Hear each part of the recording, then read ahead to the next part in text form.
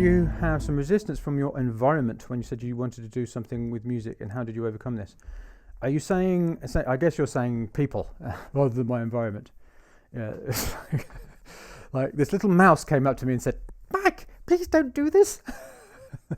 Or like my microwave was like, "Ooh," I heard it going, "Mike, don't do it." I presume you're not saying that. Yes, I mean, a lot of people have told me that I'm crazy and why are you doing this? It's not working. And for vast swathes of my career, it hasn't worked. It's been a complete disaster. I've had lots of ups and downs. So there has been a lot of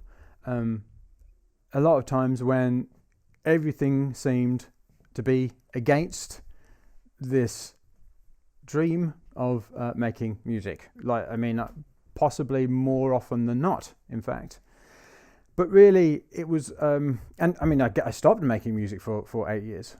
And now I'm back to it now, after having coached people and almost found I don't know whether it's all the solutions, but found many of the solutions to the biggest problems that stopped me. One being the creative process problem. It was very, very difficult to finish. And the second being the business model problem, which is how do you make music without being reliant on unsustainable touring? Those two problems, I essentially know the solutions to those problems now. So it's why not continue making music? And I love doing it as well because I can now do it and help people at the same time, which is just almost like the center of the bullseye for me. It's I've managed to, immensely grateful to have found this thing that I'm doing now.